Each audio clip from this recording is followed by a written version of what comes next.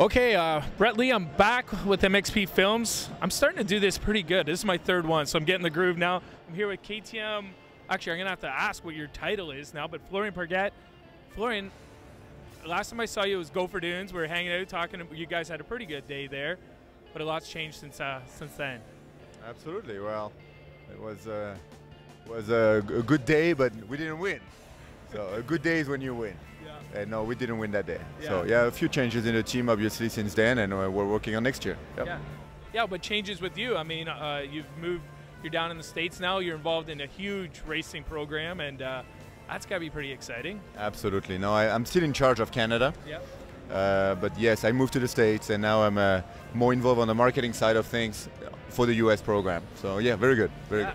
Well, I'm going to ask you a couple of US questions because when KTM got that win with Dungey, I saw a picture and you were on the podium and as happy as everyone else. And what did that feel like for you? I mean, not as a rider, but just as being part of that team and being up there for your first time. Well, that was a very emotional moment for everybody because when you see that brand successful like it was that day in the United States, it was very special for everybody. We had some Austrian management visitors as well that night. So actually, Mr. Trunkelports, who's part of the family of the T of KTM, was there that night. So we were all cheering off, and that was quite an amazing moment actually to live with the brand. Very, very good for a marketing guy. That was quite good. Yeah, but how big was the ulcer almost when Dungey's bike breaks down, he goes to the LCQ, all that sort of stuff? I mean, that was one of those nights that looked, everything's against you. It's not going to happen, and I guess it leads to it. But the middle of the night, you guys must have been just like stressing right out. Well, the best stories are always built on drama, and there was a lot of drama that night. We won the first main, we won the Dungey main. We had all kind of problems with the bike at the Dungey level as well that night.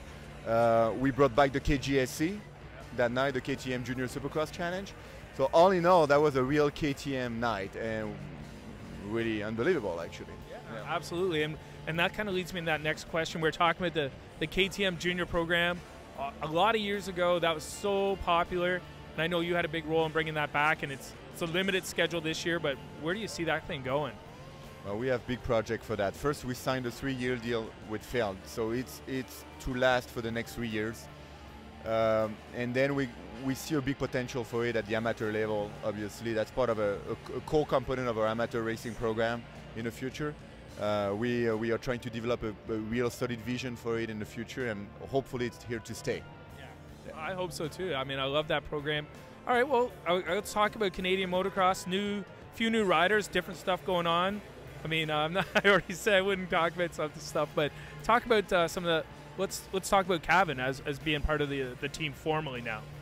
Yeah, Kevin is part of the team. It's done, and started riding obviously and getting prepared for the season. Very happy to have him on board. Very solid rider, very focused, trains with JSR as well in Canada, and no, we're very pleased to have him on board. Absolutely. Yeah. Colton is another one. I know Colton has got that itch to get that championship back after this year, because really we didn't get a chance to see what he could do, and of course hopefully we see what happens with Dusty down the road and how that injury plays out, I guess. Yeah, Colton, there are two new interesting things about Colton this year. One, he's not hurt, and he didn't win last year. Yeah.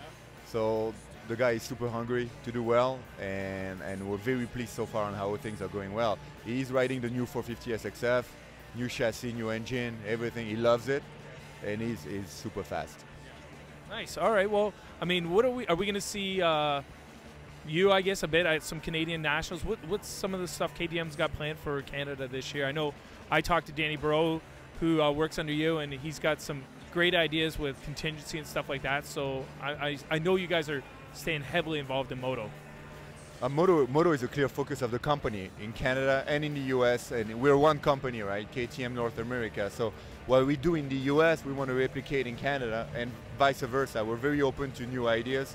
It's very refreshing actually to have the two countries talking to each other that much. Danny's doing a great job in Canada right now, getting ready for the season. We have a few programs going on. One, the Moto Tour. Danny, I know, is working a lot on that, which is basically a demo program, off-road demo program, kicking off very soon in the spring.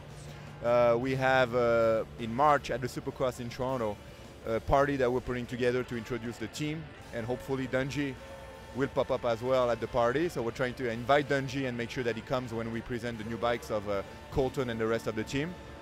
And lots of things, exciting stuff. So stay tuned on the KTM family. Absolutely. Well, I won't take any more of your time because I know you're a busy man, but thanks for taking the time to talk to MXP. Thank you, guys. Really happy to see you here, actually. Lots of Canadian guys, actually, over the weekend. Canadian dealers, good show. Thank you. Yeah, perfect.